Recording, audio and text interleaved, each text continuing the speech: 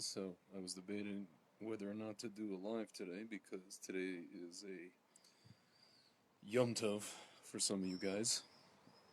If you're in the States or outside of pretty much anybody outside of Israel, it's a Yom Tov. By the way, I'm out here in the evening here in Jerusalem on the balcony, and it was a really warm day all day today, and all of a sudden it just decided to be really, really, really windy. It's not raining yet, but it's just very windy, and the temperature dropped. That's Jerusalem for you. Every other day, it's like the weather is schizophrenic, to say the least. So, I was debating whether or not to go live with you guys today, but it's interesting. Because obviously it's a Yom Tov. It's still Pesach, the last day of Pesach in Chutz La'aretz, what we call the diaspora. And but then it's funny. I noticed some of my friends in the States, who I know for a fact that they're Shomer Shabbat and they keep Yom Tov, and I was on Facebook today and I saw that they were on Facebook posting. And then late last night, I have a friend in Brooklyn who messaged me, "Hey man, what's going on?" I didn't respond because I just fell asleep, and then next morning I was like, "Hey man, what's up?" Yeah, so that was a whole story in itself, what he sent me and what happened to him, and which I won't get into, but the point is, I realized that there's, especially what's going on now, there's a lot of people, such as myself, who are what's called Bali Tshuva, people who did not grow up Orthodox, came to it later in life. Certain things, certain kind of machinations, certain things that you do, where people are, people who otherwise would grow up Orthodox, they're used to these things, like keeping Yom Tov 2 days, and or if the 2-day Yom Tov runs into Shabbos, they can do it. It's not an issue for them, right? For the people who actually do it. But if you're a person like myself who came to it at the age of 30, 31, or some people even came to it in the mid-20s, it's not easy. It's not easy, especially in Corona, right now, where it's like you're living in, let's say, Brooklyn, and you're just kind of by yourself. Let's say if you're single, you don't have a family. Granted, these two Yom Tovs don't run into Shabbat, but still, you have the two Yom Tovs, then you have, so to speak, the free. I mean, you have pretty much Friday, but Friday afternoon you're preparing for Shabbat anyway, so then you're pretty much like, you're just running from one holiday into the next, right? So it's not easy, I know, and I notice a lot of people are just like, the heck with the second Yom Tov day, or, they're going to take it easy and kind of keep it, so to speak, halfway, because it's really not that easy, especially now. People are holed up alone. Again, it's one thing if you have family, it's one thing if you have friends around you. My friend this year, I mean, granted, we don't have to do Yom Tov, but still, like, even with the Yom Tov that runs into Shabbat, it's easier. Even when you're just two people, it's much easier. You have somebody to talk to. So, it's interesting. I posted on my wall, everything I just said to you guys, I posted on my wall, and I said that I wouldn't judge those people. Granted, if I myself was in New York right now, I'd probably keep 2 days. I'll tell you guys honestly, when I was living in New York for the past 6 years, before I moved back here, the second day of Yom Tov, I was mentally not in Yom Tov. Spiritually and mentally, I wasn't. I'll be honest with you, I wasn't there, meaning I was keeping it. I wasn't breaking anything necessarily, but in my head, I was back in Israel. So I was kind of like, in my mind, I was like kind of keeping a day and a half. So I was just keeping it just to keep it with the people that I was, around. So I'm not like open, what's it called, mefarhesia, openly breaking Yom Tov. Which is, whatever, it is what it is. But, yeah, so I wrote on my wall that I don't judge these people. I totally get it, and also I said that maybe this is Hashem telling us, well, that we're about to get, so to speak, a Sanhedrin, to where we can cancel, because why do we have this decree of second day Yom Tov? Because we didn't have a set calendar back in the day, back when we didn't have all these, we didn't know when the Yom Tov ends, so they would start fires on mountains, and by the time the fires got to, Chutz La'aretz, wherever it was already the second day, and that's when they knew the Yom Tov ends, right? So that was what's called, there was a takana, a decree instituted by the sages, that said, okay, people who live outside of Israel, they have 2-day Yom Tov, right? And it's also spiritual, whatever it is, spiritual issues. difference between Israel and outside of Israel. Okay. But now that we have this calendar, a lot of people say, well, we don't need the second day Yom Tov anymore. This is like making like people's lives difficult. So I was saying how maybe Hashem is showing us that, okay, maybe He's about to change all that. On top of that, maybe a bunch of us should just get up or get up and go home, and come home to Israel, where anyway you have one day Yom Tov and that's it. So I wrote that, and I started a very, not even, I wouldn't even say terribly negative, just a very lively, interesting, intellectual discussion on the comment section, just about halacha, just about where does this come from, or also got into the topic of kitniot, Pesach versus not kitniot, things of that nature. Very just interesting discussion, which it's funny. That's really when I write these things, and I even prefaced my post and I said that this is going to be a controversial post, and I even wrote a disclaimer at the bottom that I said that I would keep to the Yom Tovs. Sometimes these posts, sometimes you'll have people on the comment section that misconstrue what I say and this and that, but there was, surprisingly, it led to just lively discussion, interesting discussion, people talking about halacha, why this, why that, different points of view, interesting things. So I'm very, very happy about that. Okay, so now that I've gone over that with you guys, there's a bigger topic that I want to talk about, and it's actually something that myself and my friend Nachliel, we are going to talk about this even deeper. I'm just going to kind of gloss over it maybe, or not go too deep into it without giving too much away.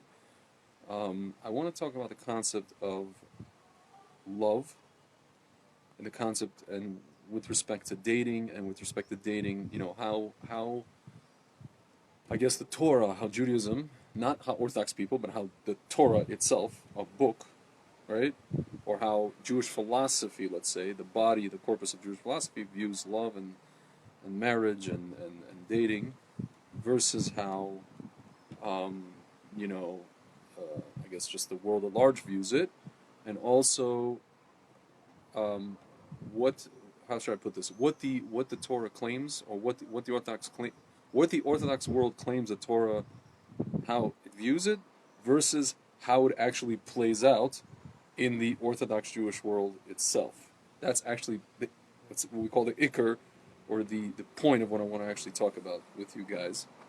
Without getting into too much, and without actually, running anybody, so to speak, through the mud or anything like that. But it's something that really came up.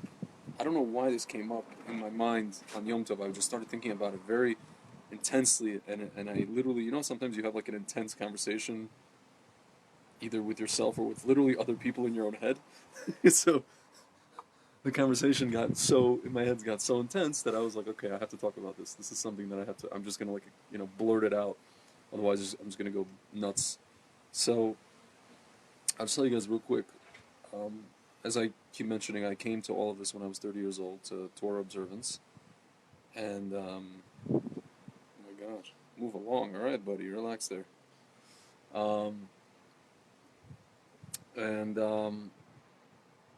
One of those things, when you change your life in any way, shape, or form, in this particular case, before I started, keeping Shabbat and mitzvot and all these things, I had to come to the realization, or to the admission, that the world that I was a part of, which is pretty much the world as it stands today, for the most part was BS.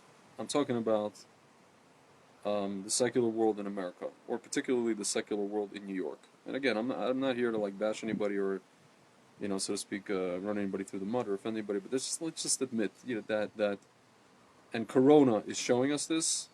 Everything that's going on with Corona, it's really revealing. It's pulling back the mask. It's funny that everything started right after Purim. It's pulling back the mask of society, and it's showing us that basically secular Western society, what it's become is a whole pile of steaming BS. And if you guys doubt what I'm saying, okay, don't take it from an Orthodox Jew, take it from none other than the comedian George Carlin. Okay, he'll tell you the same thing ad nauseum. Okay, so that was the first thing that I had to admit to myself. We're talking like the late 20s, early 30s, and then after that, I realized, okay, so the Torah has what to say about the world, about love, about different things. And the more I was learning, the more I was, there was a certain few rabbis who were giving amazing lectures, amazing talks, and I realized that okay, um, it was one of those things. It's kind of like when people listen to Jordan Peterson and they're like, wait a minute, this stuff is so elementary. I knew this stuff, but for some reason I forgot it, and I had to be reminded of it. With the Torah, it was kind of like the same thing, except on a more, I would say, on a higher level for me. And I was like, oh, sorry, my connection's bad. At the same time, I was like, well, finally somebody's saying something, or finally I'm hearing something that I intuitively felt, but somebody's actually voicing it out loud, right? Um, but but at the same time, I was like, well, I know these things to be true, but how come they're so intuitive to me? They're so obvious to me, but they're not obvious to most people. And I realized that what happens is in the world, in the secular world, and in the society that's where we're at for the past, I would say, maybe 20 years or 10 years, the truth has been basically blotted out by what's called gashmius and nonsense and lies and just a bevy of other things. Um, so I will just tell you guys, in before I took that journey, I was always one of these people, despite the fact of what I mentioned to you guys, that when I used to work in Wall Street and all that stuff, and I was doing very well. I was always one of these people. I never did things because of money. Like money was never a motivator for me, right? I never put value on relationships or people based on their monetary standing. That just wasn't either. It wasn't how I was raised, or just it's just not how I was. It's just not in my genetic makeup, right? I'll tell you guys, there's a lot of people, not all, but there's a lot of people in my community, particularly the Russian Jewish community, people from the former Soviet Union, Russian Jews, especially in New York, who are the diametrical opposite, right? Either naturally or this is what they're taught by maybe their families, their parents, whatever it is. Um, obviously, it comes from a place of lack, meaning a place of where the people who, like their parents or grandparents, people who grew up in a certain place, under living in a certain, under communism and a certain government, they developed a fear of, maybe being poor, just a lot of fears of this, a lot of fears of that, and they instilled it into their kids to the point where the kids operate in a way that, you know, that has to be number one priority. We cannot, so that if there, for example, if there's a choice between being entrepreneurial and like eating what for 4 years and with no parnasa, no income, and going after your dreams, or as my friend in Brooklyn told me, well, passion doesn't pay the bills, so or paying the bills. Obviously, the Russian Jew or pretty much any immigrant really is going to choose that first, rather the second thing. I'll tell you guys, in this generation, it's slowly changing, but it's still, you know, in my community, it's very, good old habits die hard, as it were. So, sorry, just a lot of, every so often you'll see like Arabs just passing by and they're very, very, very loud. Motorcycles, ATVs, even cars, it's just, I can't. It's a very nice neighborhood, but this is what you get here. But, yeah, so I never really, that wasn't ever my mentality, right? And so when it came to dating, it was the same thing. It never came into my mind that, okay, like, or rather, I knew that it was the case, but I never really wanted to accept the fact that, okay, like, there are, there's situations where, let's say, ladies, females, will choose the guy, not necessarily the guy that they, uh, are attracted to or they like, but more so the guy that can provide what's called stability and security and safety and any other S word you can think of. And that this is who they were taught, that this is who would make a suitable husband. Again, especially in my community, the Russian Jewish community in New York, you can say like, well, that's a little bit myopic, but listen, that's what I grew up around, right? So I'll tell you guys, when I started listening to these rabbis, you know, talk about from the Jewish perspective, you know, uh, dating, love, what to look for in a person, and they started saying things like, you know, it's not about the money, it's not about this, it's not about that, it's about midot, it's about character traits, it's about valuable things, things that have real value. You know, it's about like who do you want to spend your time in the trenches with when things get bad. You know, because marriage is not a perfect thing, right? And I was like sitting there, and I'm like, now we're talking. You know, now you guys are talking my language. This is something that I was like, you know, and you know, some people call me, my family and friends, they call me like idealistic, idealist, whatever.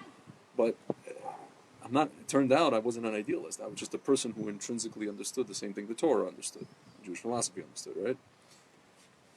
So, you know, for a couple of years I'm listening to this stuff and I'm like, wow, this is great, blah, blah, blah, whatever.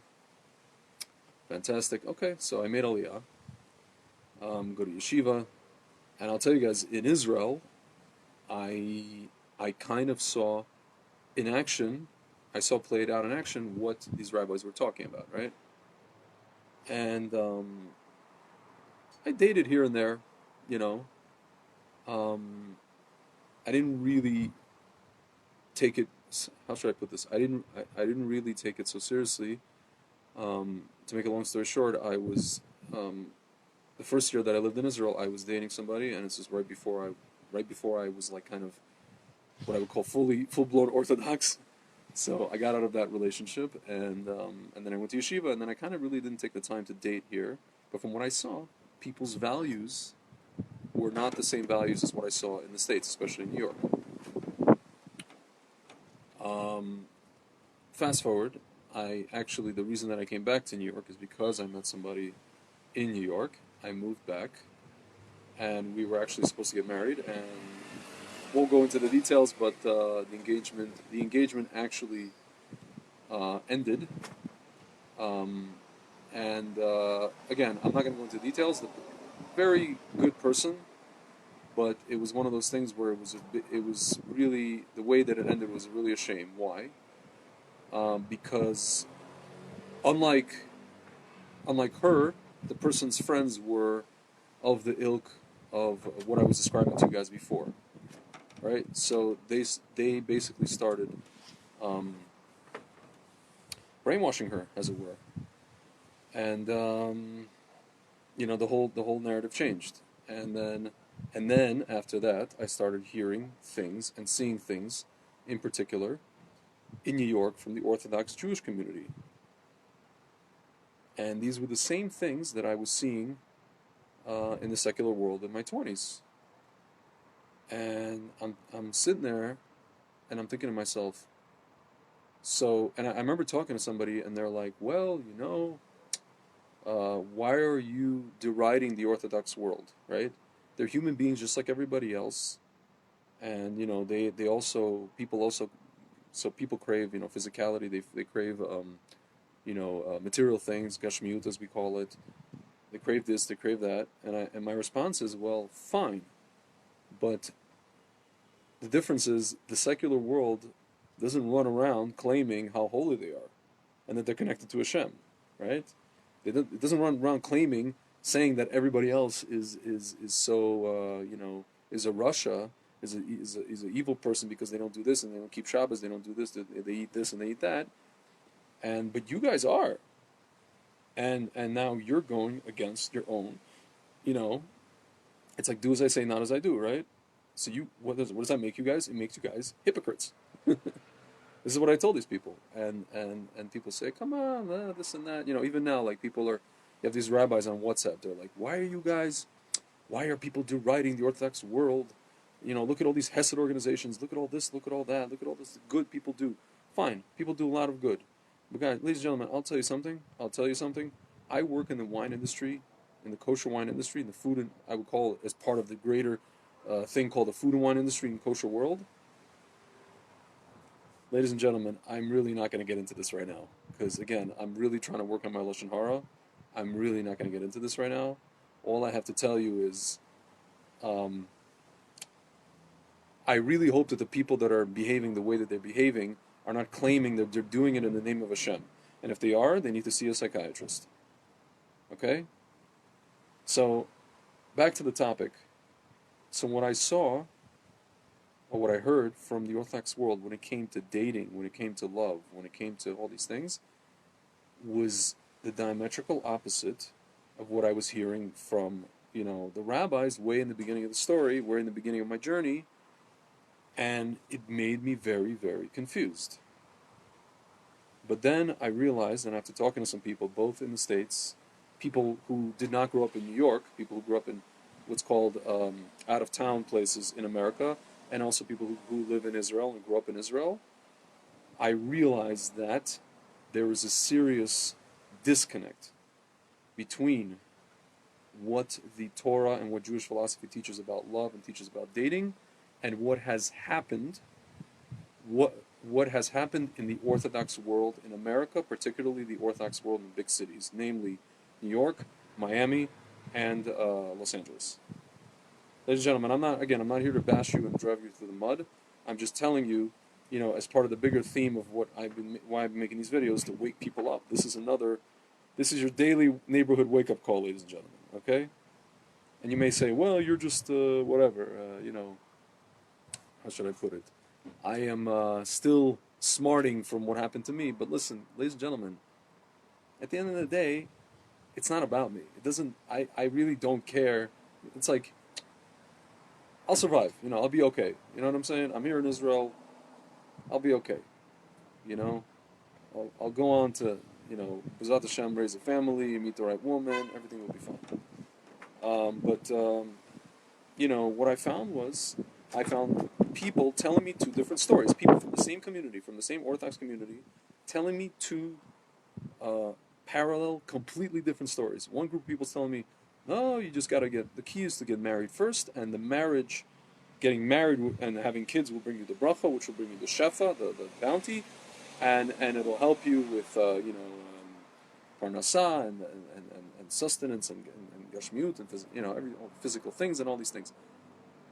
And then the flip side, I heard the opposite from really, really what I would call frum people, particularly in New York, particularly in other places.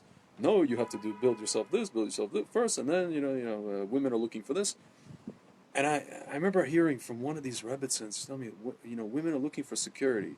And I told her, I used to be a DJ in clubs. I can tell them where to go get security. Go up to the front of the club, to the entrance of the club.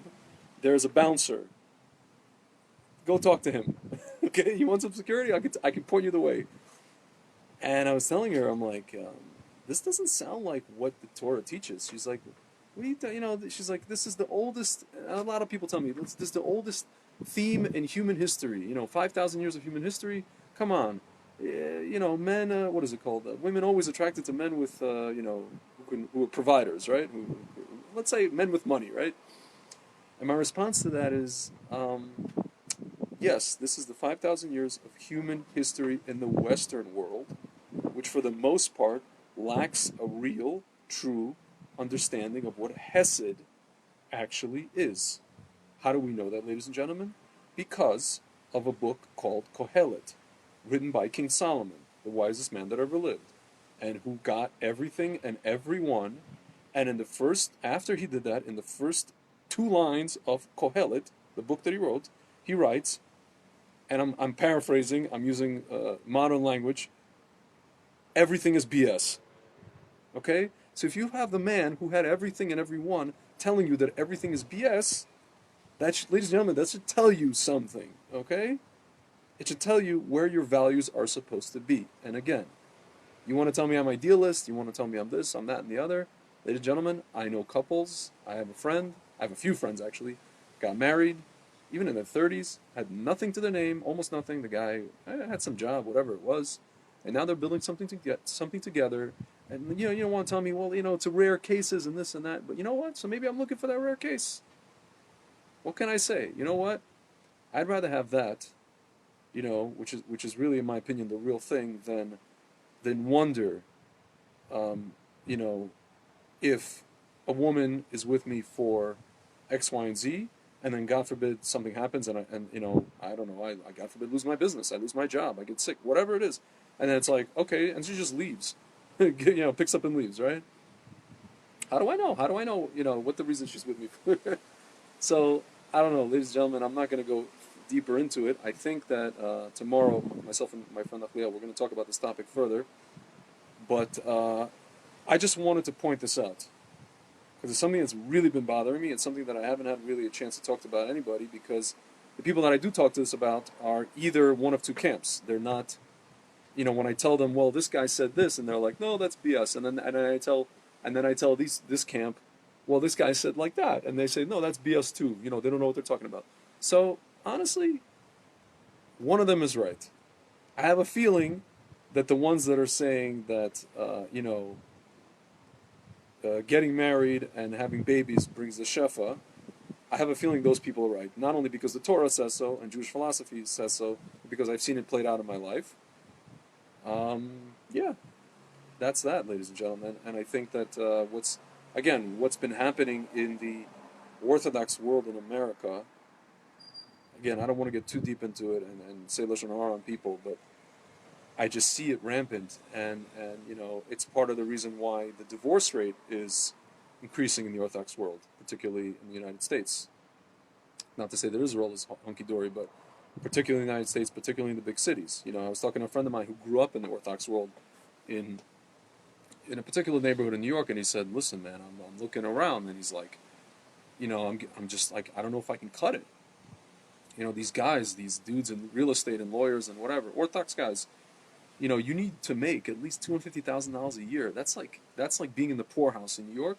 If you're gonna have like 4 or 5 kids, send them all to day school, yeshiva education, and maybe have a decent house, not like a big house, just like a normal house, maybe a car or two. You need to, I don't know, work your tail ass off. Pardon my French, ladies and gentlemen. You need to work your fingers to the bone, to the point of I don't know what. So, ladies and gentlemen, now that we have this whole Corona situation, I'm hoping, that the people that I'm referring to, and the world at large, by extension, is really waking up to what's important and realizing and revamping their values. And especially since we're now seeing what's happening to all these tzaddikim and all of these rabbis and these communities, pretty soon we are without leaders, really, in general, and it's happening more and more, and we're gonna have to figure our stuff out. We're gonna have to stop with these what I call Ben Sorare Morer fests. Going to these crazy weddings and crazy parties and crazy events with. Listen, I work in the wine industry. Enjoy it. Make a bracha, enjoy it. Baruch Hashem, thank God. But ladies and gentlemen, don't let that be the point. Don't get sucked into it to the point where that's the point. It's not the point. The point is to make the bracha. The point is to drink the wine so that the wine brings out the Torah. Not to drink the wine because you want to be a connoisseur and a, what is it called? What's the word? Oh my God. Epicurean.